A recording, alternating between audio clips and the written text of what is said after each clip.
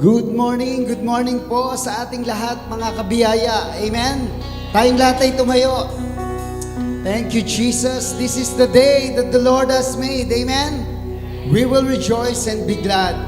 At share mo naman yung gladness na yan and bless someone. Bati mo ang katabi mo ng 2 thumbs up. Declare you are, Charito, blessed and highly favored. Amen? Malakas sa palakpak para sa Panginoon. It's worship time. This is the best time we can worship the Lord before we truly worship God. The Bible says in 1 Corinthians 15:57, "But thanks be to God who gives us the victory through our Lord Jesus Christ." Amen? Malakas sa palakpak para sa ating Panginoon. Christ is our victory. Hallelujah! Thank you, Jesus. We are here to shout praises, hallelujah, to the King of Kings and Lord of Lords. Let's give him praise.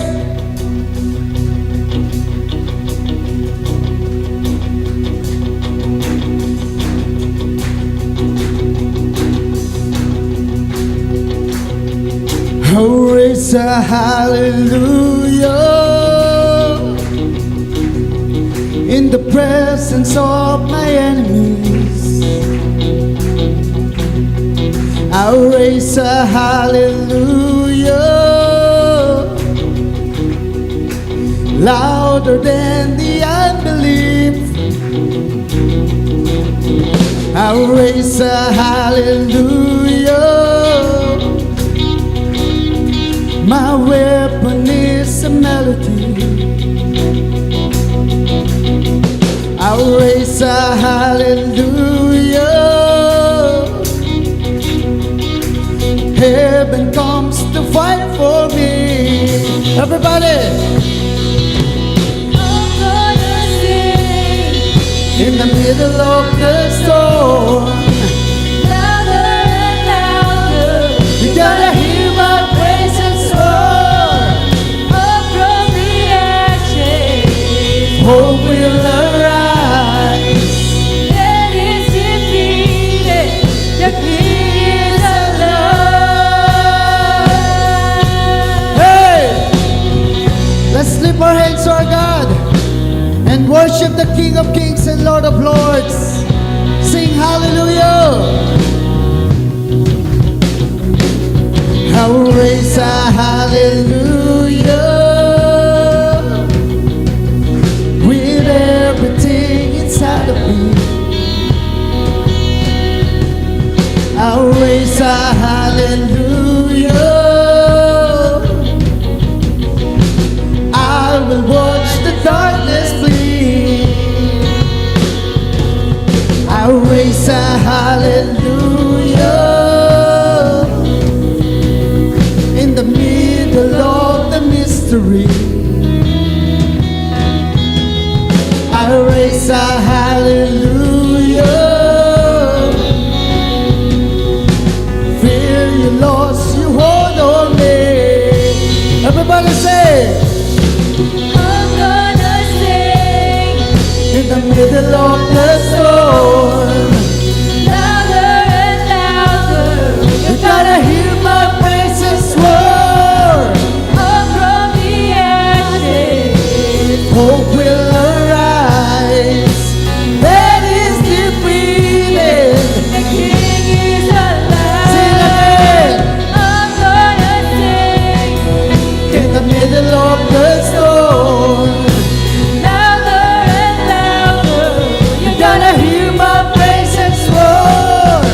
Up from the ashes, Hope will arise. That is defeated. The King is alive. Yeah, we believe. Oh Jesus, you are now seated on the cross of God. Oh, we believe in you, Jesus. Sing a little louder. sing a little louder, Sing a little louder. sing a little louder, Sing a little louder. sing a little louder.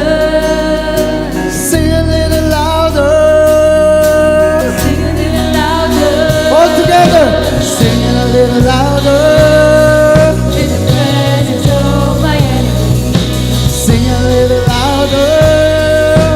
louder than the unbelief. Sing a little louder.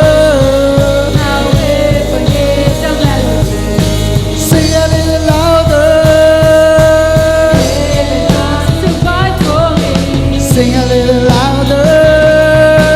Sing a little louder. Sing a little louder.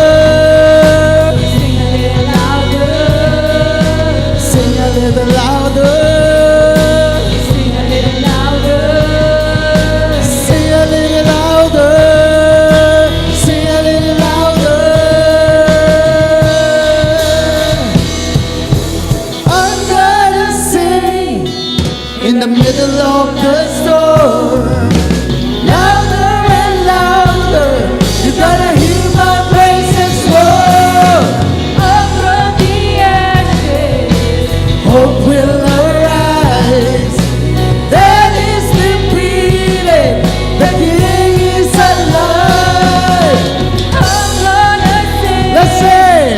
In the middle of the storm, Louder and louder. you're gonna hear my praises roar. Up from the ashes, hope will arise. That is defeated. The King is alive. Hallelujah. I will raise a hallelujah. I will raise a hallelujah. I will raise a hallelujah.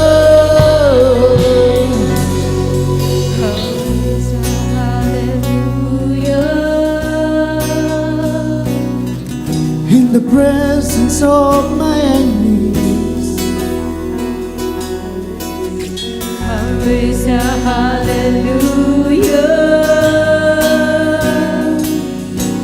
louder than the unbelief. Praise the hallelujah. My weapon is a melody. Praise the hallelujah. Heaven comes to fight for me.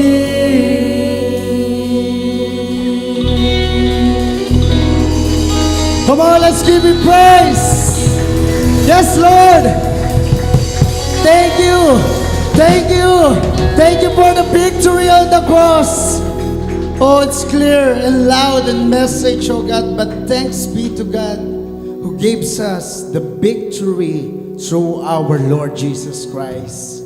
Amen. Thank you, Lord Jesus. You are a wonderful Savior of our lives, oh God. And now, we are enjoying all the benefits of the cross, oh God. It's all about you, Jesus. Palakpakan natin ang Panginoon. Hallelujah. Let's feel the love, the presence of God as we enjoy worshiping God. Hallelujah. Oh, we praise your name. Oh, Jesus, our Father.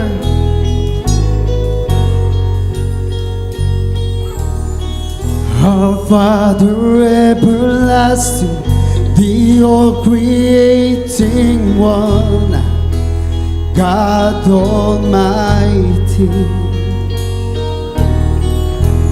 Through your Holy Spirit, conceiving Christ the Son, Jesus our Savior. I believe in God our Father, I believe in Christ the Son, I believe in the Holy Spirit, our God is three in one. I believe in the resurrection, that we will rise again, for I believe in the name of Jesus. Oh, the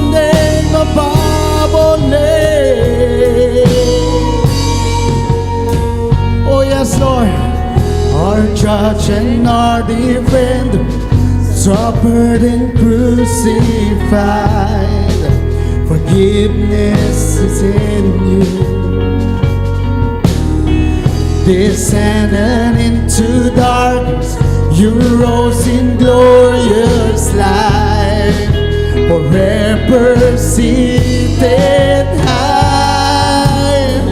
I believe in God our Father, I believe in Christ the Son, I believe in the Holy Spirit, our God is three in one. I believe in the resurrection, that we will rise again. For I believe in the name of Jesus. I believe in God our Father, I believe in Christ the Son, I believe in the Holy Spirit, our God is three in one. I believe in the resurrection, I believe the rise again. For I believe in the name of Jesus. I believe in you. I believe you rose again. I believe that Jesus Christ is Lord. Lift the name of the believers. All say, I believe in you. I believe you rose again. I believe that Jesus Christ is Lord.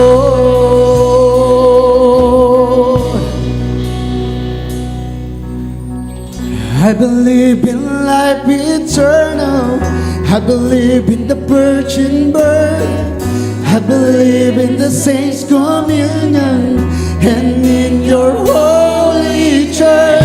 I believe in the resurrection, when Jesus comes again. For I believe in the name of Jesus.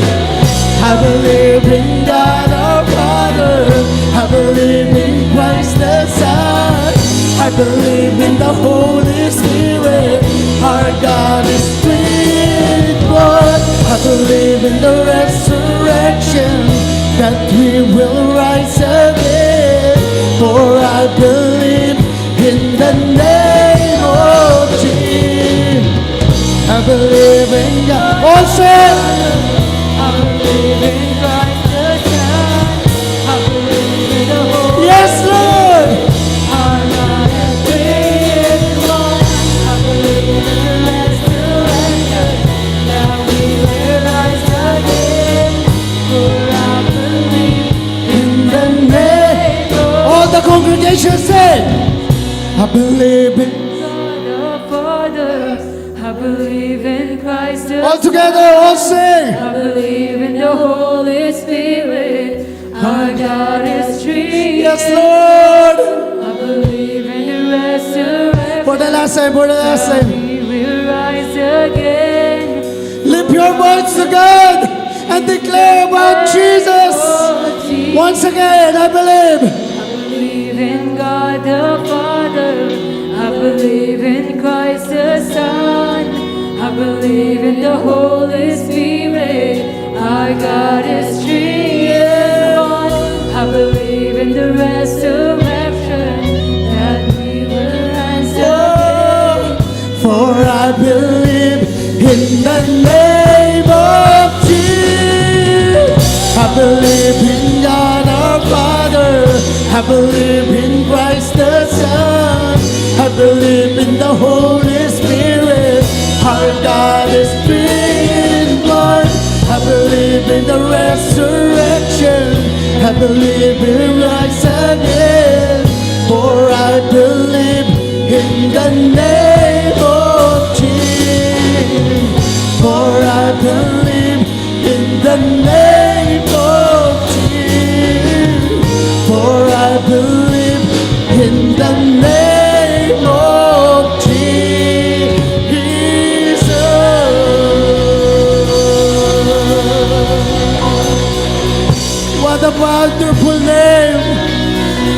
beautiful name that we have. The only name that given from heaven for us to save, Lord. Thank you, Jesus.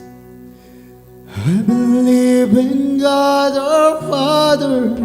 I believe in Christ the Son. I believe in the Holy Spirit. Our God is three in one. I believe in the resurrection, that we will rise again. For I believe in the name of Jesus. For I believe in the name of Jesus. For I believe in the name of Jesus.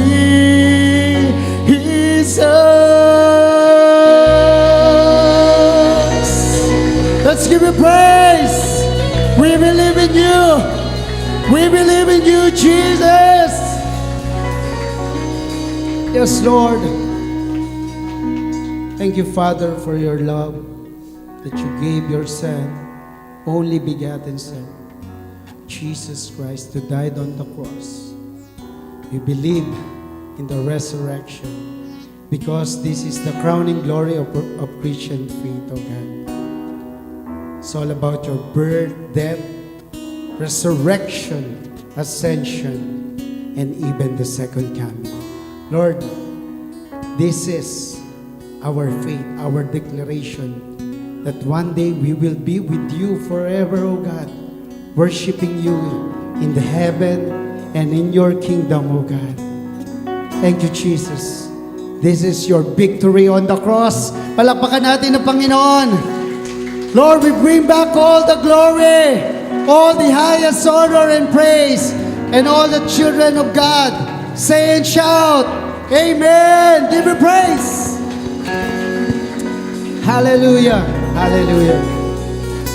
Bago tayo umupo, sabihin mo sa katabi mo, you are victorious. Amen. Thank you, Jesus. Tayo pong lahat ay makakaupo.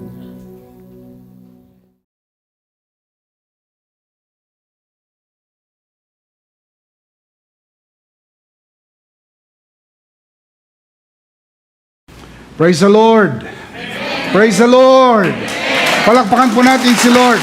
Come on, clap your hands to the Lord.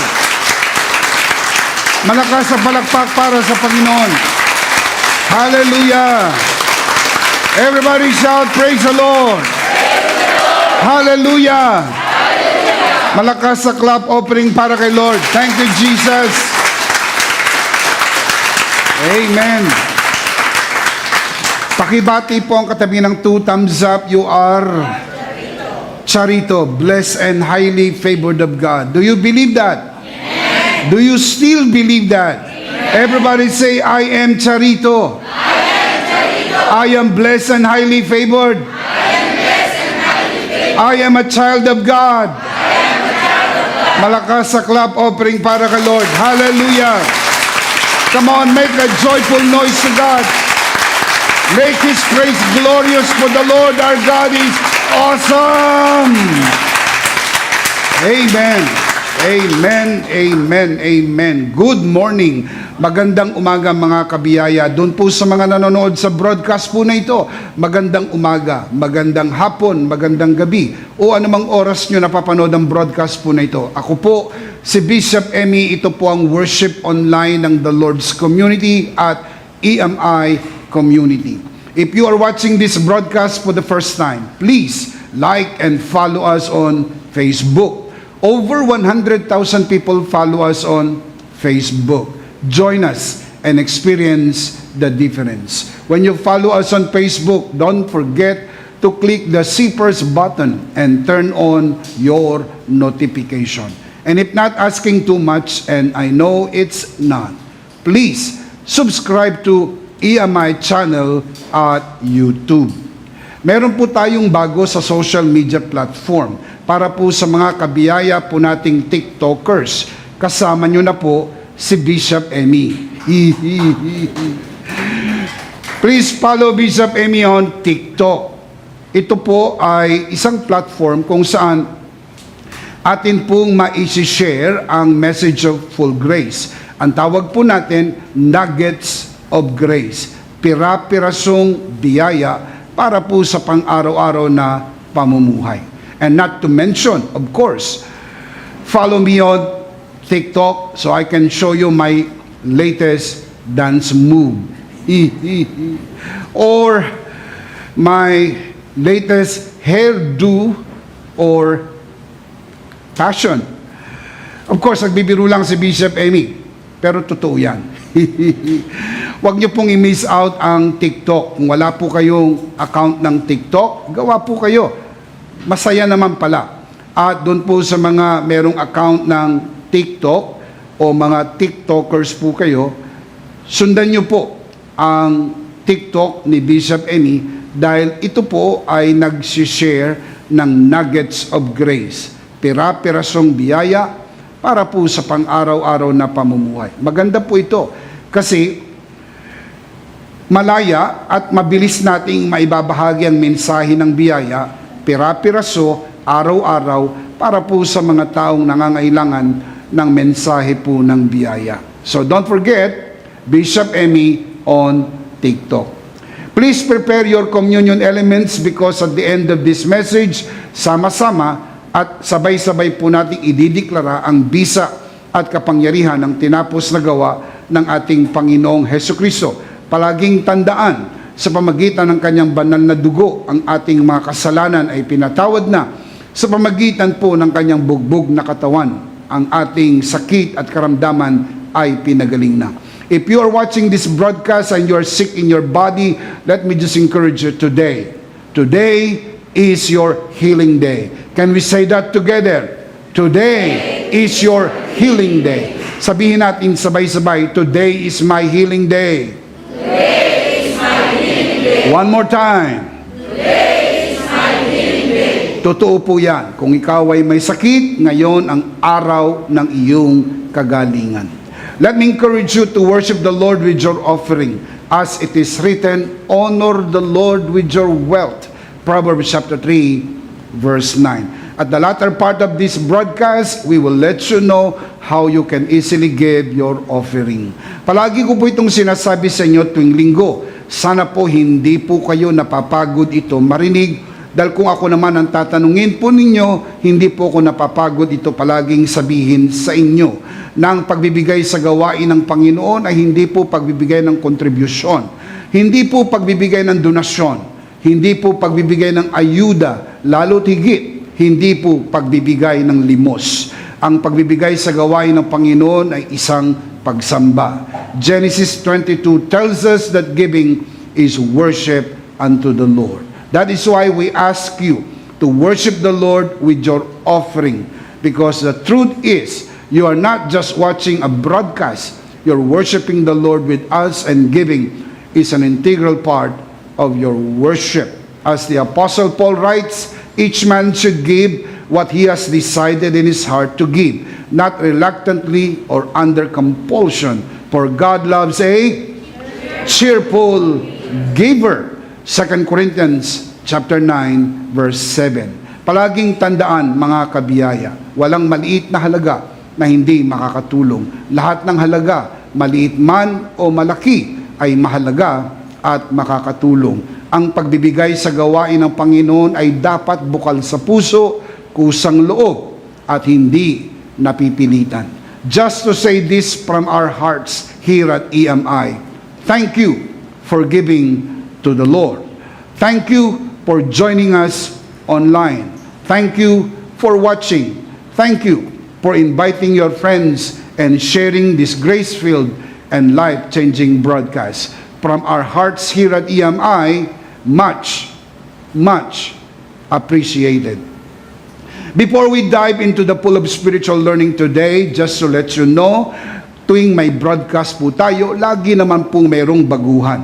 Baka po narinig nyo na ito ng maraming beses, but allow me to say this again and again for the sake of our new viewers. Bago nagkaroon ng pandemya, taong 2020, we have 6 services here at EMI. 6 a.m., 8 a.m., 10 a.m., 3 p.m., 5 p.m., and 7 p.m.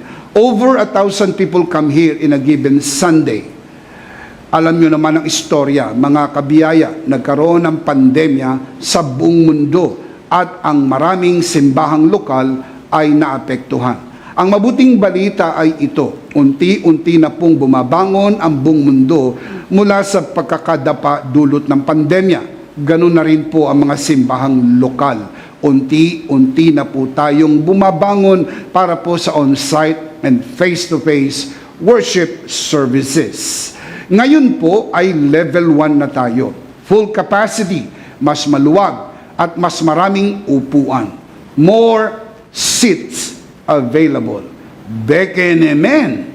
Pwede ka nang magsimba, kabiyaya.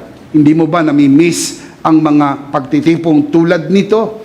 Hindi mo ba nami-miss na personal na maka-fellowship ang mga kabiyaya? Hindi mo ba napansin, 2 taon ka nang hindi nagsisimba? Sana maisipan mong sumama sa mga on-site worship services at maka-fellowship ang ating mga kabiyaya. If you are near our worship center here at the very entrance of NLEX, Valenzuela exit, Paso de Blas, Valenzuela City, we would like to extend this invitation to you. I'm talking to you who are watching this broadcast. Please join us in one of our 4 services here at EMI. 6 a.m., 8 a.m., 10 a.m., and 3 p.m. Come, join us, and experience the difference. Thank you so much for joining us online. Maraming salamat din po sa bawat isa ng mga kabiyaya na narito upang makasama natin sumamba sa spirito at katotohanan. Palakpakan po muna natin ang Panginoon.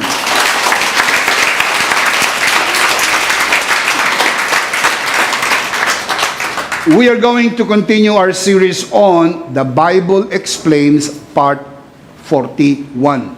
Today we're going to do our continuation in our discussion about the theology and practice of biblical faith, Part 7. Alam nyo naman, ang ating big series, The Bible Explains. Ang ating pong mini-series within the series is the theology and practice of biblical faith.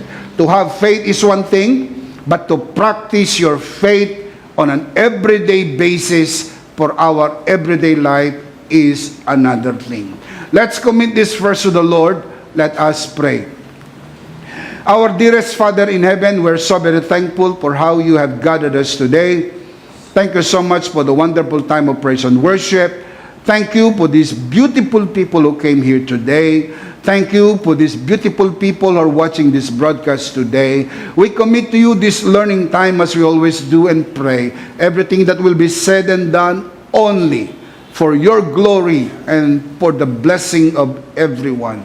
This we pray, Father, only in the name of your Son, our Lord and Savior, Jesus Christ, by the power of the Holy Spirit. And everybody would just simply say, Amen and amen. Let's give the Lord a clap of praise. Hallelujah. Marami-rami na rin po tayong natalakay sa series na ito. Particularly sa mini-series po na ito. Isipin nyo naman, 6 na singkad na linggo, sunod-sunod, ay atin pong tinatalakay ang mga usapin tungkol po sa pananampalataya. Natatandaan nyo po ba, mga kapatid, ang law of faith? Number 1, let's recite this together. 1, 2, 3. We all have the same kind and measure of faith. One more time, please. We all have the same kind and measure of faith. Of course, I am not going to explain that because we already did. Marami na rin pong talakayan at paliwanag po tayong ginawa tungkol po sa law of faith number 1. Last week ay sinimula na po nating talakayin ang law of faith number 2. Can we recite this all together? Ready? 1, 2, 3. Faith speaks, you will have what you say. One more time. Faith speaks, you will have what you say. We started talking about the power of the spoken word, power of confession. Marami na po tayong nabanggit patungkol po sa katotohanan ito. We learned that God spoke the universe into existence. Sabi po ng Hebrews chapter 11 verse 3. And not only that God spoke the world, the whole universe into existence, the Bible also tells us that the whole universe is being sustained by the word of His mouth. Sa pamagitan ng binigkas sa salita ng kanyang bibig, ang kanyang salita, hindi lang nalikha ang mundo, kundi napapanatili ang mundo sa pamagitan ng kanyang salita. Hebrews chapter 1 verse 3. Ang mga planeta ay hindi nahuhulog, ang mga bituin ay hindi nahuhulog, ang mga planeta ay hindi nagbabanggaan, ang lahat ay gumagalaw ng may kaayusan sapagkat ito'y pinapanatili ng binigkas na salita ng Diyos. Nabanggit ko po sa inyo na very powerful ang salita ng Diyos. Kapag sinalita ng Diyos ay may kapangyarihan. Kaya kung matututunan po natin na ang salita ng Diyos ay ilagay natin sa ating bibig at bigkasin natin ang kanyang salita, we are releasing the power of the Word of God. If God would lie to His Word, the whole universe will just self-destruct.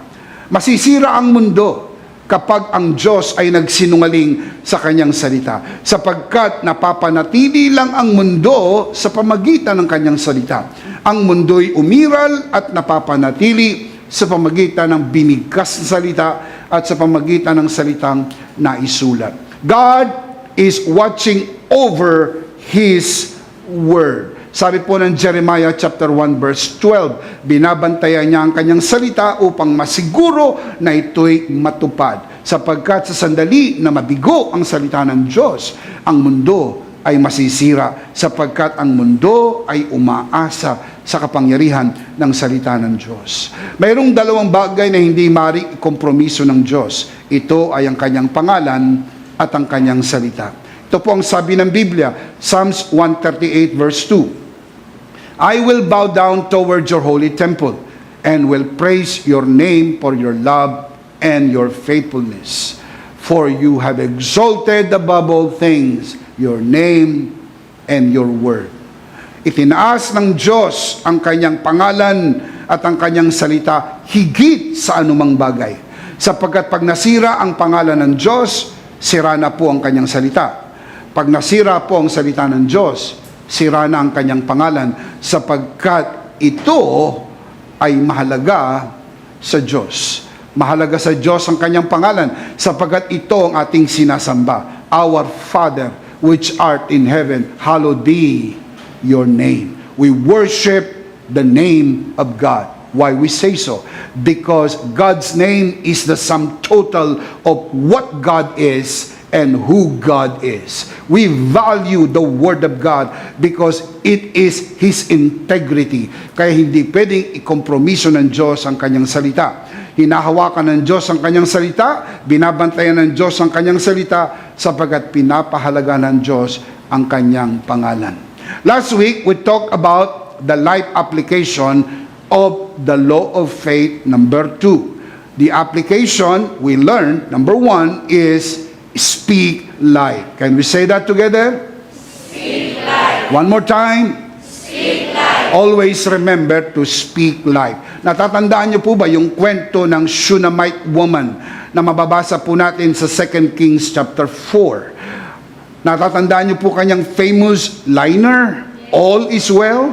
Tinanong po siya ng kanyang asawa, all is well? Tinanong po siya ni Gehazi, all is well, and that is a very positive affirmation. When someone asks you, how are you? Our answer is, all is well. One more time. How are you? All is well. Louder. How are ya? All is well. 3 words. All is well. Hindi ka po obligadong ikwento sa ibang mga tao ang drama ng buhay mo. You have to keep it to yourself and God. Ang drama ng buhay, hindi lahat ng tao maiintindihan ka. Makakatapat ka pa ng mga taong mapaghusga. Kaya kung may pinagdadaanan kayo sa buhay, keep it to yourself and to your God. Sabi ng iba, kaya ako naman sinishare para marami ang mag-pray sa akin sapagkat the more prayer, the more powerful. That is not true. Hindi po yan totoo sa ilalim ng pagtuturo ng full grace. Sapagkat sa full grace, isa lang ang manalangin ay very powerful na. The Bible says, the prayer of a righteous man, singular, the prayer of a righteous man is powerful and effective. Ang kapangyarihan ng panalangin ay wala po sa dami. Hindi po ito people power. Ito po'y prayer power. Ang prayer power ay nakasalalay sa taong nananalangin na alam niya na siya'y matuwid sa harapan ng Diyos at pag tiniklop niya ang kanyang kamay at tiniklop niya ang kanyang tuhod at siya'y nanalangin, alam niya, pinakikinggan siya ng Panginoon sapagkat siya'y anak ng Diyos. Everybody say, I am a child of God. How many of you today, you are very, very sure that you are a child of God? Can I see some hands? Taas sa kamay ng sigurado ka na ikaw ay anak ng Diyos. Come on, say, I am a child of God. Kung sigurado kang anak ng Diyos, walang pagdududa, anak ka ng Diyos, kahit ikaw lang mag-isa, pwede kang manalangin. At kung sakali na gusto mong i-share ang prayer request mo, be very selective. Piling-pili. At dapat mapili mo yung mapagkakatiwalaan mo na hindi magsasalita ng negative sa iyo at hindi ka ichichismis sa ibang tao sa ngalan ng prayer request. They will tell you, nabalitaan mo ba yung nangyari kay brother o kay sister? Grabe, no? Ipag-pray natin. Ang totoo nun, catch na lang yung dulong ipag-pray. Pero gusto ka talaga niyang ikwento sa ibang tao na merong hindi magandang nangyayari sa iyo. That is not very good. Kung merong hindi magandang nangyayari sa iyo, keep it between you and God. Tandaan, temporary lang ito. Gaano mang kadilim ang gabi, darating ang magandang umaga, bukang liwayway para sa bawat isa. Shout amen! So how are ya? How are ya? Ang sabi po ng Shunammite woman, all is well. Ang sagot natin, sana all. And the truth is, all is well. Give Him praise, give Him praise, give Him praise. Speak light. Say what you want to happen. On the contrary, don't abort life by speaking death. Don't say what you do not want to happen. Palaging tandaan, lahat ng gusto mong mangyari, bigkasin mo palagi. Bigkasin mo maulit-ulit. Bigkasin mo ng malakas. Sapagkat confession, there is power in confession. Sa kabaliktaran naman, kapag ayaw mong mangyari, huwag mong bibigkasin. Kagatin mo ang dila mo. At kung hindi mo kayang kagatin ang dila mo, ipakagat mo sa iba. Sapagkat huwag mong bibigkasin ang ayaw na ayaw mong mangyari. Lahat lang ng gusto mong mangyari, bigkasin mo. Because the Bible affirms the fact that life and death is in the power of your tongue. Kapag nagsalita ka na ng buhay, gumagana na ang buhay. Pero kapag nagsalita ka ng kamatayan, na-abort yung buhay na nabubuo na. The moment you speak life, the moment you release life, nabubuo na yung pagpapala at pabor destined para sa iyo. Pero nung pagdating ng hapon, nagsalita ka ng kamatayan, nagsalita ka ng negatibo, ang nangyayari sa nabubuong buhay, na-abort.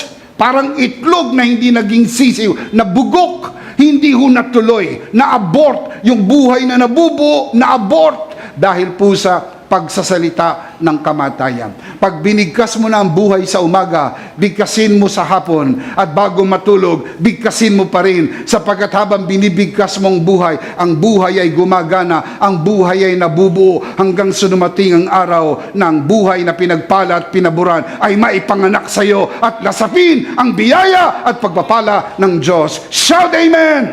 Palakpakan si Lord. Hallelujah! Thank you, Jesus! We will continue our discussion on the life application of speaking life. Mahalaga po yun. I'll be giving you, if time permits, at least 5 examples, 5 halimbawa po sa Biblia, from the Old Testament and also in the New Testament, in order to highlight or underscore the importance of speaking life, not only speaking life, listen up, not speaking death. Maraming Kristiyano alam naman mag-speak ng life eh. They will speak life in the morning, pero in the evening, they speak death. Binabawi nila yung sinabi nila nung umaga. Magandang gising, magandang bigkas, pero nung hapon, hindi magandang benta. Nung hapon, hindi maganda ang takbo ng negosyo. Nung hapon, nagkaroon ng problema and they begin to speak death. Kaya ang nangyayari, yung pagpapala at pabor na dapat po maganda lang ang daloy, naa-abort. So what I will share with you this morning, it is not only learn to speak life, but also learn not to speak death. Take note, not to speak death. Let me give you examples from the Word of God. 2 Kings chapter 7, verse 1. Elisha answered, "Listen to what the Lord says. By this time tomorrow, you will be able to buy in Samaria 10 pounds of the best wheat or 20 pounds of barley for 1 piece of silver." Nagkaroon ng pandemya sa buong Israel. Naging mahirap ang pagbili ng pagkain. Sabi ni Elisha, bukas tapos na ang pandemya. Bukas sa Samaria makakabili na ng murang pagkain. Napakahalaga po nun. Speaking life. Sabi niya, bukas tapos na ang kahirapan. Bukas may murang pagkain na mabibili sa Samaria. Look at verse 2. The personal attendant of the king said to Elisha, "That can't happen, not even if the Lord himself were to send grain at once." Antindi ng sinabi po ng personal attendant ng king of Israel. Sabi niya, hindi mangyayari yan. Kontra. Talaga bang may mga kontrabida? Sa buhay po ba ninyo, nakakaranas kayo ng mga kumukontra sa binibigkas mo? Binibigkas mo buhay. Pero kinokontra ng ibang mga tao, hindi mangyari yan, hindi mangyari yan, hindi mangyari yan. Ang sabi po ni Elisha, bukas, may murang pagkain na mabibili sa Samaria. Ang sabi ng personal attendant, imposible. Hindi pwedeng mangyari yan. Kahit ang Diyos mismo magpaulan ng trigo, hindi mangyayari yan. Even if the Lord Himself were to send grain at once. Antindi. Hindi lang po negatibo ito. Ininsulto pa niya ang Diyos. Natatandaan niyo po yung very historic na Titanic, April 15, 1912. Ang ipinagmalaki po ng Titanic that even God Himself cannot sink this vessel. Tagalog, kahit ang Diyos mismo hindi mapapalubog ang barko na ito. Sapagkat noong 1912, ito ang pinakamalaki at pinakamatibay na nagawa na barko ng tao. Pinagmalaki, pinagyabangan ng Diyos. Even God Himself cannot sink this vessel. April 15, 1912, tumama po ang Titanic sa iceberg. Nasira po ito at lumubog. Over 1,500 people died on that day. Hindi ka pwedeng magyabang sa Diyos. Hindi ka pwedeng magmagara sa Diyos. Pera-pera lang yan. Basta may pera ka. Is that true? Kung totoong pera-pera, bakit namatay ang mga mayaman ng pandemya? Is it true kung pera-pera lang, bakit may namatay na mayaman ng mga tinamaan ng dengue? Wala silang pera? Kaya nilang bumili ng ospital. They can even buy you. And still they died. Only to know the truth, hindi yung totoong pera-pera lang. Marami mga taong parang mukhang pera, mahalaga lang sa kanilang pera. Wala nang umiikot sa buhay nila kundi pera. Hindi na sila nagsisimba dahil sa pera. Hindi na sila naglilingkod sa Diyos dahil sa pera. Dahil ang feeling nila, puro pera-pera lang. Marami pong bagay na hindi kayang bilhin ng pera. Kaya ng perang magpatayo ng malaking bahay, pero hindi kayang bumili ng masayang tahanan. A house is not a home is not a house. Kaya pong bili ng perang masarap na pagkain, pero hindi kayang bili ng perang ganang kumain. Kayang bilhin ng pera ang air-conditioned kwarto, magandang higaan, pero hindi kayang bilhin ng pera ang himbing matulog. Maraming taong maraming pera sa bangko, pero hindi makatulog. Maraming mga tao ang hindi husing yaman ang pinakamayaman, pero ang problema nila hindi sila magising pag sila'y nakatulog sapagkat mahimbing ang kanilang pagtulog. Ano po sinasabi ni Bishop Amy? Simple lang ang sinasabi ko mga kabiyaya.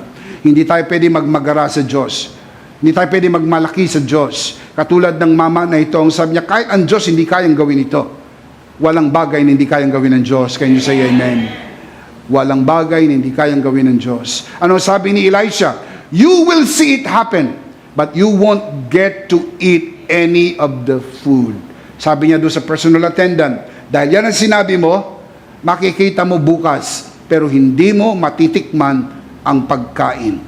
Now, let's jump to verse 17. It so happened that the king of Israel had put the city gate under the command of the officer who was his personal attendant. Now, let me explain. For the unknown reason, alam nyo naman, kapag personal attendant, dapat lagi nasa tabi ng hari, right? Pero for the unknown reason, inassign po ng king yung kanyang personal attendant as gatekeeper. Siyang magmamanage ng gate. Nung kinaumagahan, dumating yung balita na mayroon ng murang pagkain sa Samaria. Binuksan ang gate, nagkaroon po ng stampede. Rumagasa ang napakaraming mga tao at natapakan at patay itong personal attendant. Now, keep on reading. The officer was trampled to death there by the people and died as Elisha had predicted when the king went to see him. Listen, hindi po si Elisha ang pumatay sa mama na ito. The personal attendant of the king spoke death to himself when he said contrary to what God has said through the prophet. Kapag may sinabi na ang Diyos, huwag mo nang kontrahin. Huwag mo nang kontrahin naman. Marami mga tao maliwanag na sa Bible, ikaw ay pinagpala na. May sinabi ba ang Diyos pinagpala ka na? Huwag mo nang kontrahin. May sinabi ba ang Bible na pinagaling ka na? May sinabi ba ang Bible that you are blessed and highly favored? May sinabi ba ang Bible na you are charito because you are in Christ? Huwag mo nang kontrahin. Marami mga tao, kung ano yung nakasulat sa Bible, kinokontra po nila. Ay hindi, sipag at tiyaga yan. Kaya marami mga nataguri ang full grace, tapos magpo-post pa rin sila ng mga post tungkol po sa sipag at tiyaga, galing, husay. Mga kapatid, hindi po yun ang message ng full grace. Ang pag-unlad mo sa buhay, hindi sipag at tiyaga, hindi talino, hindi diskarte. Maraming mas matalino sa iyo, maraming mas masipag sa iyo, maraming mas madiskarte sa iyo, pero hindi man lang nakakalahati ng mayroon ka. Sapagkat alam mo na kung bakit ka nandyan sa pwesto na yan, hindi dahil magaling ka, dahil pinagpala ka at pinaburan ka ng ating Panginoon. Never forget that. Never, ever forget that. Sapagkat sa sandali na makalimutan mo yon, magiging mayabang ka sa sarili mo at sasabihin mo, galing, talino, connection yan dahil kay ganito, dahil kay ganito, dahil sa galing, dahil sa titulo, dahil sa diploma, dahil sa husay. Hindi po. Lumalabas sa pag-aaral, maraming tao ang hindi nakatapos ng kolehiyo, pero mas marami ang bilang nilang mas mayaman sila kaysa sa mga taong hindi nakatapos ng kolehiyo. Sinabi ko po ba ito para hindi nyo tapusin ang pag-aaral? Hindi po. God never put premium on ignorance. Hindi po kinukonsinti ng Diyos ang kamangmangan at hindi ko kinukonsinti ang hindi pagpapatuloy sa pag-aaral. Pero let me just make myself very clear. Mag-aral kayo, lalo na kung may pagkakataon kayong mag-aral at kayo po'y may opportunity at meron kayong mga magulang na nagpapaaral sa inyo. Pero hindi po yan ang garantiya ng buhay na maunlad. Ang maunlad na buhay ay pagpapala at pabor ng Diyos sa sino mang naniniwala sa tinapos na gawa ni Kristo.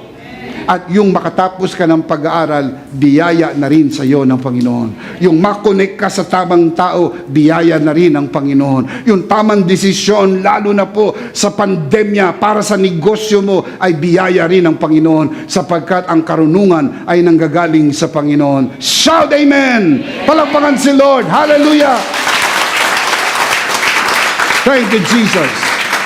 So what I'm saying is, don't contradict God's Word. Pag nabasa mo na sa Bible, huwag mo nang kontrahin. Tanggapin mo na lang. Sabi mo, yes and amen. Yes and amen. I agree. Nasa Bible ba yan? I agree. Hindi tayo nakikipagtalo sa Bible, kundi tinatanggap natin kung ano yung nakasulat sa Bible. Pag sinabi ng Bible, magaling ka na, I agree. May nararamdaman pa ako, yes, pero magaling na ako dahil sabi sa Bible, pinagaling na ako ng Panginoon. Amen? Can you say amen? Palakpakan natin si Lord. Hallelujah. Thank you, Jesus. Ito yung ginawa po nung 10 espiya nang sila'y bumalik galing po sa Cades Barnea. Meron 2 espiya kasama nila na mayroong kakaibang kaisipan kaysa sa kanila. 12 espiya po ang pinadala ni Moses. 40 araw nagmanman doon po sa lupain ng Cades Barnea bago nila pasukin. Bumalik po ang 12 espiya. Ang ulat ng 10 ay negatibo. Di natin kaya, mamamatay lang tayo, may mga higante, kumakain ng tao, para lang tayo mga tipaklong. Ang balita pong yun ay nagpahina ng kanilang loob at maging ng mga taong nakarinig nito. Tandaan, anumang negative na balita nakakapangpahina ng loob. Kaya maging maingat sa mga nakikinig na balita. Maraming tao ang bumaba po ang kanilang immune system dahil sa paglaganap po ng mga negatibong balita tungkol sa COVID-19. Dahil puro nung sila'y tinamaan, wala na po silang defense mechanism enough para i-resist po yung virus. Sa totoo lang, mga kapatid, ang tanging resistance lang naman po talaga natin dito sa COVID-19 ay ang ating pong immune system. Sapagkat pag tinamaan po yung immune system mo, lahat ng sakit na pwedeng dumapo sa'yo, ikamamatay mo. Sapagkat ikaw ay wala ng depensa sa anumang sakit na pwedeng magbanta sa iyo. Ang takot po isang negative emotion na nagpapahina ng ating immune system. Remember, walang takot sa tunay na pag-ibig. Tayo po'y inibig ng Diyos, kaya dapat napapawi ang anumang takot, sapagkat sa takot, mayroong parusa. Yung salitang parusa, ibig sabihin karamdaman. Mayroong dalang karamdaman ang takot. Lalo kang magkakasakit, lalo manghihina, lalo kang magkakaroon ng karamdaman sa takot. Huwag matakot, sapagkat ang buhay natin ay hawak ng Panginoon. Can you say amen? Habang gusto ng Panginoon buhay ka, hindi ka mamamatay. Hanggang hindi ka pa umaabot doon sa hangganan ng iyong buhay, buhay ka pa. Huwag ka lang magpapakamatay, huwag ka lang maninerbiyos upang lalong mahina ang iyong katawan. Keep on keeping on. Hindi ka mamamatay hanggang gusto ng Panginoon buhay ka, dahil ang may hawak ng buhay natin ay ang Panginoon. Palakpakan si Lord. Amen! Thank you, Jesus. Numbers 13 and 14 record the story about these 10 spies and also about the 2 spies, namely Joshua and Caleb. Sabi po nila, hindi natin kaya. Ang tanong, pinangako na po ba ng Panginoon ang lupang ito sa kanyang bayan? Several times, God said to them, I have given you the land. Not, I will give you the land. I have given you the land. Grammatically, past participle, ibinigay na. Hindi po ibibigay pa lang. Yung I will give you this land is a good promise, pero mangyayari pa lang. Pero a confession as clear as crystal, I have given you the land. This is a beautiful land. This is the land flowing with milk and honey. I have given you this land. I have given your enemies into your hands. Binigay ko na ang inyong mga kaaway sa inyong mga kamay. Wala kayong dapat ikatakot. Pinagpala kayo at pinaburan. Ang patotoo ng 10 espiya, nag-contradict doon sa sinabi po ng Diyos. Remember, wag mo i-contradict kung ano sinasabi ng Diyos. Sabi ng Diyos, ibinigay na ang lupain. Sabi ng 10 espiya, hindi natin kaya. Mamamatay tayo. Hindi natin kayang pasukin. Sila'y mga higanti kumakain ng tao at tayo'y parang mga tipaklong lang. Ano sinabi ng Diyos patungkol sa tagpong ito? Numbers 14:27. How long will this wicked community grumble against me? I have heard the complaints of these grumbling Israelites. So nakikinig ang Diyos sa binibigkas mo. Yung reklamo ka ng reklamo sa lumang bahay. Samantalang yung iba wala namang bahay. Reklamo ka ng reklamo sa lumang sasakyan. Yung iba namamasahe at naglalakad dahil walang sasakyan. Reklamo ka ng reklamo sa lumang sapatos samantalang iba'y nakatapak. Alam niyo po ba kung reklamo rin lang ang pag-uusapan, makakaisip ka ng 101 reklamo sa buhay. Pero isang bagay lang, pwede ka na magpasalamat sa Diyos na hanggang ngayon, buhay ka pa dahil ikaw ay pinagpala at pinaburan ng Panginoon. Sa halip na magreklamo, isipin mo nagising ka ngayon. Alam niyo po na may kasabay tayong natulog sa ibang panig ng mundo, hindi na po nagising sa araw na ito. Nakagising pa rin tayo, malakas, malusog, masigla, pinagpala at pinaburan sapagkat ito ay dapat nating ipagpasalamat sa Diyos. Bago ka makaisip ng reklamo, unahan muna ng pasasalamat. Salamat po sa pagkain nakahain sa aming hapag. Maring hindi sing sarap yan ng pagkain ng kapitbahay nyo. Pero kahit papano, meron pa rin kayong kinakain sapagkat sapat ang biyaya ng Diyos. Can you say amen? Anumang bagay, maliliit na bagay, ipagpasalamat natin sa Panginoon. Look at verse 28. So tell them, as surely as I live, declares the Lord. Sabi ng Diyos kay Moses, tell them, the people, the Israelites, tell them, as surely as I live, declares the Lord, I will do to you the very things I heard you say.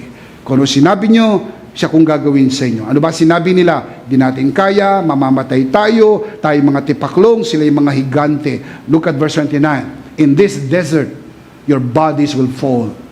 Every one of you 20 years old or more who was counted in the census and who has grumbled against me.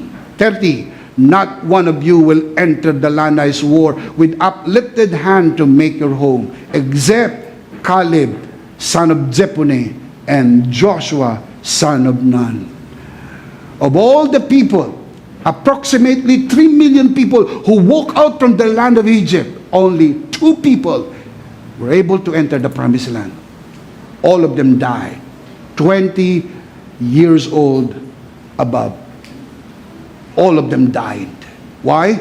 They spoke death over themselves. Di natin kaya, mamamatay tayo, para lang tayo mga tipaklong. Sabi ni God, is that what you said?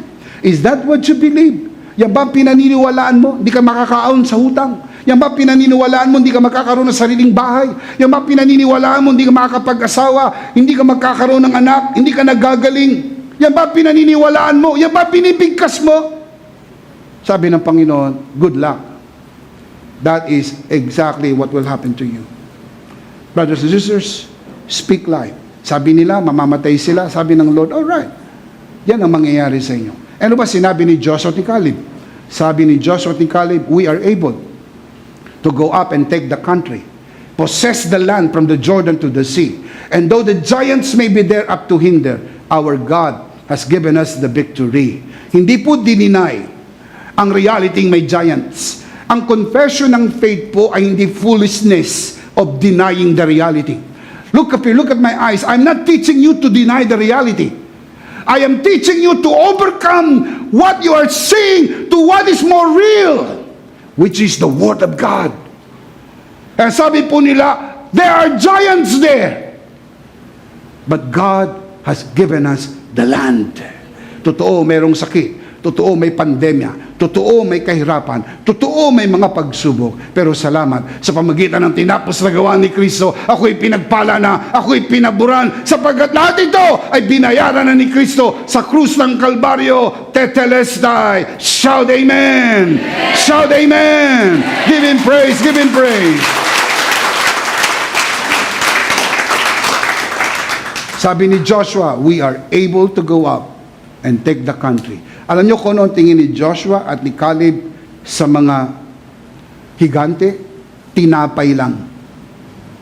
Sabi nila, ang mga higante ay tinapay lang para sa atin. Meron bang taong tumakbo papalayo sa tinapay? Di ba't ang takbo palusob sa tinapay? Sabi niya, lusubin na natin.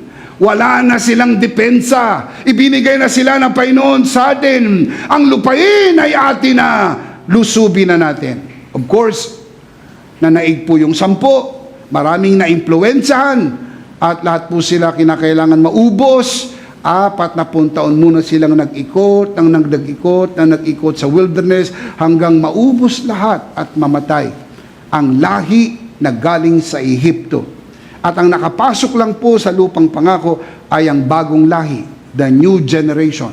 The last time I checked my Bible, ang tawag sa kanila, Charito generation. Pinagpala at pinaburan. Bakit? Sapagkat yung lupain na kanilang pinuntahan, hindi nila pinagtrabahuhan, hindi nila pinagpaguran, handa ng lupain, mayroong mga tanim na hindi nila itinanim, mayroon na pong balon na hindi nila hinukay, sapagkat ito'y lugar ng pagpapala at pabor. Tulad ng mayroon tayo sa bagong kasunduan, pinagpala na at pinaburan ng Panginoon. Charito talaga! Amen! Everybody shout, I am Charito. I am Charito. I am part of Charito generation. I am part of Charito generation. I live in Charito land. I live in Charito land. Ikaw ay pinagpala at pinaburan ng Panginoon. Nang matapos na po ang gawain ni Moses, ibinigay kay Joshua ang leadership. After 40 years, sa pamumuno ni Joshua, nakatawid po sila sa Jordan River. At ang unang syudad na kinakailangan nilang harapin ay ang syudad ng Jericho. Ang Jericho po ay isang syudad na napapaligiran ng mataas na pader at malapad na pader. Sinabi ng Panginoon kay Joshua ang instruction. Kanilang iikutan ang buong pader ng Jericho ng 7 araw. Isang ikot sa unang 6 na araw, at sa ika-7 araw, 7 ikot ang gagawin po nila. Yun ang instruction.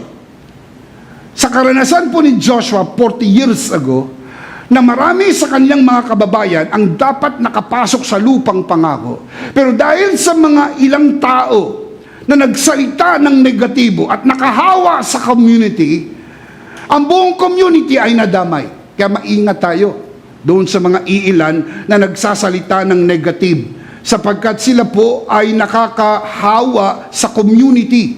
Ganun ang nangyari po. Handa na silang pumasok sa lupang pangako, pero dahil sa 10 espiya na nagsalita ng negative, buong community ang nagsuffer. Hindi pwede makalimutan ni Joshua yon.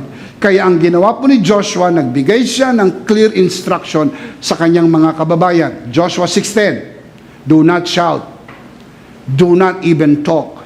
Joshua commanded, not a single word from any of you until I tell you to shout, then shout. Walang magbubukas ng bibig. Walang magsasalita. Walang magkukwentuhan. Walang sisigaw. See? Alam po ninyo na habang sila'y umiikot, unang araw, pangalawang araw, pangatlong araw, siguro yung iba titingin-tingin sa pader. Wala naman nangyayari. Wala naman. Maganda sana, mas ganado kang umikot kung nagbibitak-bitak na, di ba? Kung may lapit na, ikot lang mga kapatid, ikot, nagbibitak-bitak na ang pader. Unang ikot, walang nangyari. Pangalawang ikot, walang nangyari. Pangatlo, pang-4, pang-5, pang-6. Kaya sabi ni Diyos, walang kwentuhan. Walang magsasalita. Ni gaputok na salita, not even a single word, they were not allowed to speak. Sa ika-7 araw, iikot sila ng 7 beses, at sa ika-7 ikot, all of them will shout all together with a shout of victory. The Lord has given us the city. And the walls fell down. Bumagsak ang pader, and to cut the long story short, they were able to get victory on that day because na-manage ni Joshua na hindi po magsalita ang mga tao. Joshua learned this lesson. We must learn our lesson too. Ang lesson na dapat nating matutunan ay nakasulat sa Ecclesiastes chapter 3 verse 1. There is a time for everything and a season for every activity under heaven. Look at verse 7. A time to be silent and a time to speak. Hindi po dal-dal ng dal-dal. Nakikinig po ba mga kapatid? May mga tao po na talagang hindi mo yata mapapatigil sa pagsasalita. Dal-dal ng dal-dal. Tawag ng mga Tagalog, daldalera, daldalero. Parang hindi mo makikita ng ilang sandali man lang tumikom ang bibig. Laging may kwento. Wala namang kwenta. Lagi lang may biro. Yung biro naman yan, nakakasakit ng kapwa. Lagi lang yan. Kaya nga sabi sa Bible, where words are many, sin is not absent. Translation sa makabagong panahon, more talk, more mistake. Salita ng salita, kwento ng kwento. Samantalang mas maganda kung tiko mo ang bibig mo, huwag ka muna magsasalita, at pag dumating na yung panahon para magsalita ka. Na may pinagdaanan po kami ni Pastora Jo sa kanyang pong physical challenge, ang buong pamilya, wala po kaming kinuwentuhan kahit kanino. Wala po. We just kept it between us and God. Because we know this principle. We know this principle. Alam nyo, kung makakatapat pa kayo ng mga taong galit sa inyo, o kaya naman merong hindi magandang namdamin sa inyo, nabalitaang may sakit ka, wow, may sakit si brother, may sakit si sister. Oh, yan na nga, sinasabi ko. Sama kasing tao yan. Buti nga sa kanya, nagkasakit siya. Now, you'll never know. You will never know. Kung ano laman ang isip at puso ng sinuman. Why? You have to keep yourself silent. Kasi pinagdadaanan mo yan between you and God. You do not want your detractors to know that. It's only between you and God. When is the time to speak? When you receive your miracle, then speak aloud. Sapagkat dumating na ang panahon, dumating na ang milagro, ikwento mo para pagkatapos ng kwento, ang Diyos lang ang bida. Palakpakan natin ang Panginoon. Amen. Amen. Now, kung gusto nyo mag-share, be very sure with selected people you can trust. Pero kung merong iota of doubt, don't do it. Don't do it. Keep it between you and God. You're safe. Always safe in the hands of God. Ang may tanong sa'yo, how are you? All is well. Are you sure? I am very sure. Why? Because the truth is, all is well. In Christ, all is well. Palakpakan natin si Lord. Amen. Amen. Remember this.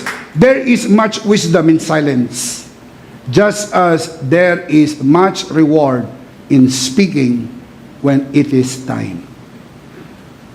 Wisdom and reward. You need both. You need the wisdom of silence and you need the reward of confession. The key point, perfect timing. When is the time? There is always a perfect time for everything under the sun. Can you say amen? Amen. Let me give you another example. Jeremiah chapter 1 verse 5. I knew you before I formed you in your mother's womb. The Lord God said to Jeremiah, before you were born, I set you apart and appointed you as my prophet to the nations. Verse 6, O sovereign Lord, I said, I can't speak for you. I'm too young.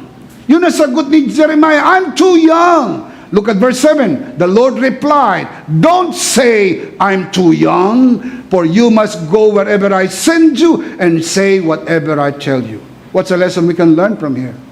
There is a time to say, and there is a time to don't say. Meron time sa lahat ng bagay. There is a right time for everything. May bagay na bibigkasin mo. May mga bagay na sabi mismo ng Diyos sa'yo, huwag mong sabihin. Huwag mong sabihin. Hindi sinabing don't think. Thinking is inside. Don't say. Don't verbalize it. Don't say I'm too young. Don't say I'm too poor. Don't say I'm too old. Don't say I'm too weak. Don't say I'm too short. Don't say I'm too tall. I'm too weak. Don't say I am uneducated. I am sick. I am poor. I am dying. I am bankrupt. Don't say that. Don't say that. Let the weak say, I am strong. Let the poor say, I am rich. It's important to speak what you want to see, not what you are seeing. Maybe you are short. Maybe you are weak. But don't overkill it. Don't say, I am weak. Say, I am strong. Joel 3:10. Let the weak say, I am strong. You speak life over your body. You speak life over your resources. Speak life over your future. Hindi ko kaya yan. Mahina ako sa math. Mahina ako sa science. No wonder mahina ka nga. Sapagat yun ang palagi mo sinasabi. No, don't speak death over what you are going through in life. But rather speak life. Because mo, kaya ko yan. Makakatapos ako mag-aral. Kaya ko yan. Kaya ko yan. Pag sinabi po nung anak ninyo sa inyo, Nay, Tay, parang hindi ako makakatapos mag-aral Huwag mo sabihin yan, anak. Sabihin mo, kaya mo yan. Makakatapos ka. In the name of Jesus, speak life. Pag natutulog yung anak mo, ilay hands mo, sabihin mo, I speak life to you. In Jesus' name, kaya mo yan, anak. Kaya mo yan. Walang hindi makakayanan sa pamagitan ni Kristo na papalakas sa atin. Amen? Anong sabi po ni Apostle Pablo? I can do all things through Christ who gives me strength. I can do what the Bible says I can do. I am what the Bible says I am. I have what the Bible says I have. Huwag mong kontrahin. Kung ito sabi ng Bible, tanggapin mo. Kung sabi ng Bible, magagawa mo yan, tanggapin mo. Sapagkat hindi yan sasabihin ng Bible kung hindi natin magagawa. At hindi naman umaasa ang Diyos sa lakas natin. Umaasa ang Diyos sa pamagitan ni Kristo na gumagawa sa atin. Can you say amen? Yes. Always speak life. Always speak life. And not speak death. Don't say, I am too young. How are you? Come on, how are you? Always speak life. Let me give you another example. This time from the New Testament. Same principle. Don't speak death. We know how to speak life Ang tinuturo ko ngayon, kung kayo po'y mataimtim na nakikinig, ang tinuturo ko is not to abort life. Kasi we know already how to speak life Pero yung iba napoprostrate, lagi naman ako nag-speak ng life, pero para wala naman buhay. Because you are aborting it. Nung umaga, ipinapanganak mo yung buhay.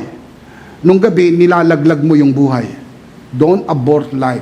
Speak life. Can you say amen? Luke chapter 1 verse 11. The angel of the Lord appeared to him, standing at the right side of the altar of incense.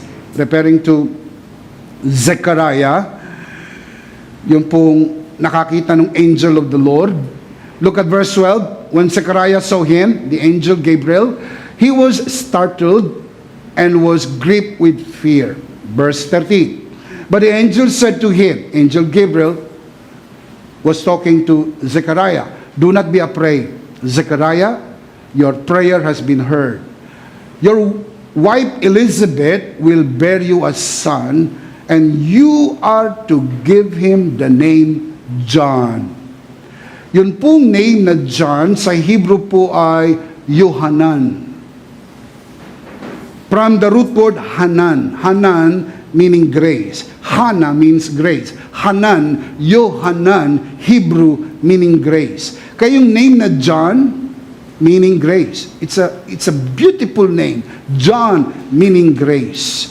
You are to give him the name Yohanan, meaning grace, or John. Look at verse 18. Zechariah asked the angel, how can I be sure of this? I am an old man and my wife is well along in years. Sa ibang salin, I am an old man and my wife is much older. In short, impossible, right? Imposible. Nung sinabi sa kanya, paano ko makakasiguro? Sumagot ang Katoliko, Sus Mariosep. Paano to? Imposible to! See? Yan lagi ang mindset natin. Makakaahon ka dyan, gagaling ka, uunlad ka, imposible. Tatay ko nga hindi umunlad, lolo ko nga hindi umunlad, ako pa, imposible. Lahi na namin ang hindi umuunlad. Sipin mong mentality yan. Lolo niya may sakit sa puso, tatay may sakit sa puso, dapat yung anak may sakit sa puso. Yung bata hindi pa pinapanganak, nasa tiyan pa, sabi ng kapitbahay, pag pinanganak yan, may sakit din sa puso. kawawa naman yung bata. Hindi pa ipinapanganak yung bata, nag-speak na ng death ang mga tao. Asaan mo, may sakit yan. Yung tiyahin namatay sa kanser, yung ate namatay sa kanser, nako, sigurado yan. Isa sa mga anak niyan, mamamatay sa kanser. Death words. Mga kapatid, pag kilala nyo ang tao na laging ganyan ang bukas ng bibig, mga kapatid, layuan nyo na po. Hindi po yan magandang kabanding. Hindi po yan maganda kasama. Ang masarap kasama ay yung mga taong lagi nagsasalita ng buhay. Pag nakita ka, binibigkas ang buhay. Amen? Amen? Hindi pa po doktor ang aming anak. Noon sinasabi na namin, doktor, doktor, doktor. We always speak life. Why? Because that is what we want to happen. Bago siya mag-board exam, we spoke life. We declare life. It happened. Kasi nangyayari lang yan sa naniniwala. Ilan ang naniniwala? Itaas ang kamay. Come on, ilan ang naniniwala? Come on, do you believe? Everybody say, I believe. I believe. Palakpakan natin si Lord. Amen. Amen. Amen. Lagi magsasalita ng buhay. Huwag magsasalita ng kamatayan. Kaya sabi niya, paano mangyari ito? Matanda na ako. Now, look at the next verse. Verse 19. The angel answered, I am Gabriel. I stand in the very presence of God, and I have been sent to you to speak to you and to tell you this good news. And now, look at verse 20. And now, you will be silent and not able to speak until the day this happens. Antindi, sabi ng angel, hindi ka makakapagsalita. Because you did not believe my words, which will come true at their proper time. May panahon po ba sa lahat ng bagay? Yes. Hindi ka makakapagsalita. Bakit po kaya?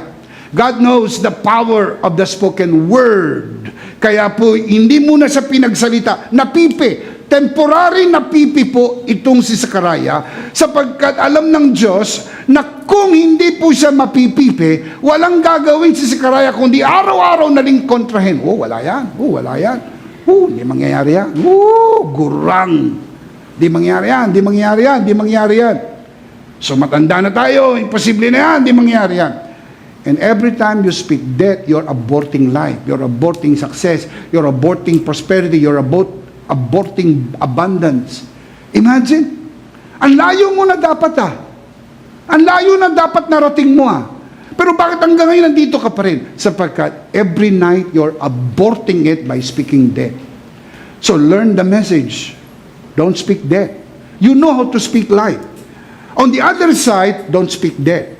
Don't speak death. Don't say, I'm too young. Don't say, I can't do this. Yes, you can. Alisin mo sa isip mo ang salitang, I cannot. Lagi mo sasabihin, I can do all things through Christ who gives me strength. Can you say amen? Ano sabi ni Angel Gabriel? Because you doubted, you will be silent and not be able to speak until the day this happens. What happened? Verse 57. When it was time for Elizabeth to have her baby, she gave birth to a son. Her neighbors and relatives heard that the Lord had shown her great mercy. They shared her joy. Yan ang mga tunay na kamag-anak. Pag nabalitaan na magandang nangyayari sa iyo, natutuwa sila. Sapagkat nakikibahagi sila ng kasiyahan mo. Nagpuntahan yung mga kamag-anak incorporated, and they were very, very happy for Elizabeth. Verse 59. On the 8th day, they came to circumcise the child, and they were going to name him after his father, Zechariah.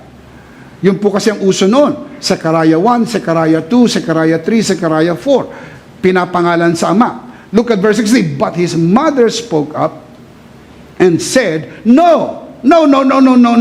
He is to be called John. Yohanan. Kasi yun po yung pangalan na ibinigay ng angel. Na hindi po ba kayo nagtataka bakit ang pangalan John? Because this prophet John the Baptist, will prepare the way of the Lord. Grace will prepare the way of the coming grace. Now you have to see the big picture here.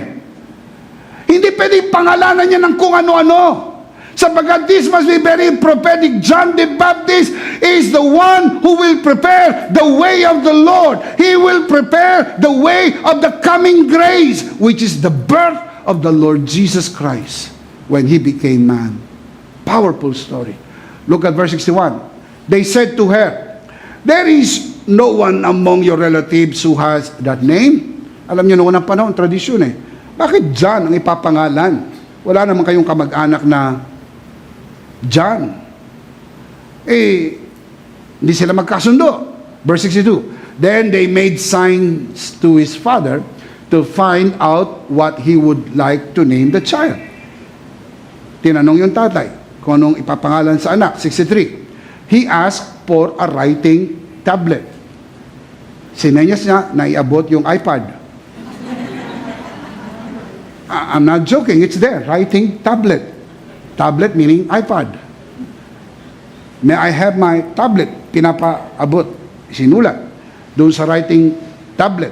And everyone's astonishment, he wrote, his name is, come on, his name is John. Yohanan. John. Immediately, 64, his mouth was opened and his tongue was loose and he began to speak, praising God. Exactly. Alam niyo mga kapatid, hindi ka na kailangan mapipi. Kung alam mo lang kung kailan dapat wag munang magsalita. Kinakailangan mo itikom ang iyong bibig, kagatin mo. Kung hindi mo kayang kagatin, ipakagat mo sa iba. Basta siguruhin mo lang, wag ka munang magsasalita sapagkat mayroong panahon ng pagsasalita, may panahon ng kailangan tumahimik. Kapag panahon ng magsalita, lakasan mong salita sapagkat yan ay salita ng pananampalataya.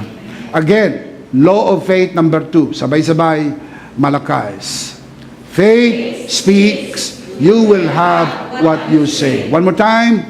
Faith speaks, you will have what you say. Life application number 1 all together. Speak life. One more time. Speak life. One more time. Speak life. Speak life. As important as to speak life, but also never speak death, so as not to abort the life that is being formed in the process.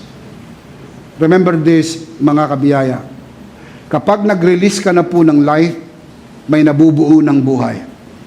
Don't speak death, so as not to abort the life that is being formed in the process.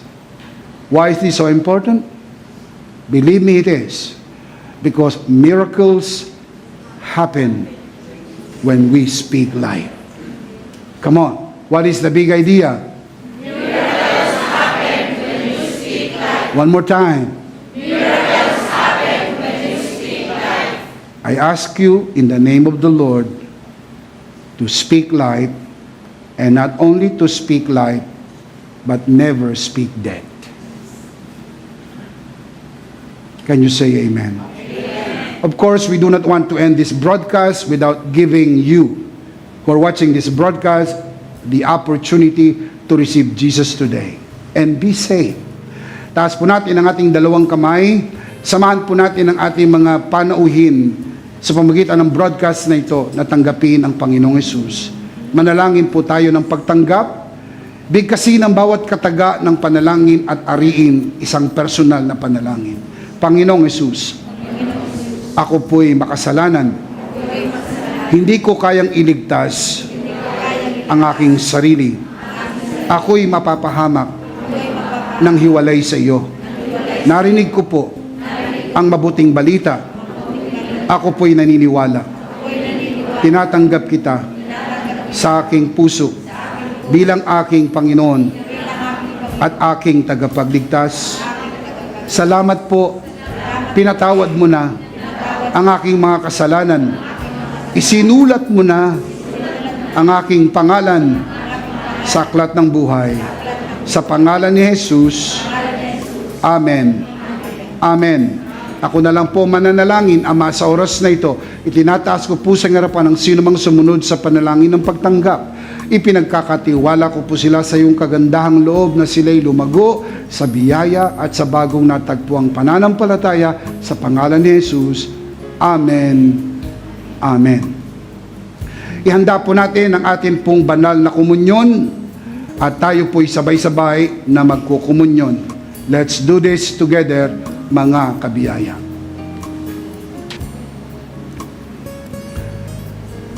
Let's do this together, mga kabiyaya. Hawak-hawak po natin ang pinakamakapangyarihang simbolo ng tinapos na gawa ni Kristo sa krus ng Kalbaryo. Ito ang aral na tinanggap ko sa Panginoon at ngayon naman ay binibigay ko sa inyo nang gabing si pagkanuloy dumampot siya ng tinapay. Kanyang pinagpira-piraso at kanyang sinabi, ito ang aking katawan na pinagpira-piraso dahil sa inyo. Gawin niyo to bilang pag-alaala sa akin. Sabay-sabay po natin gawin.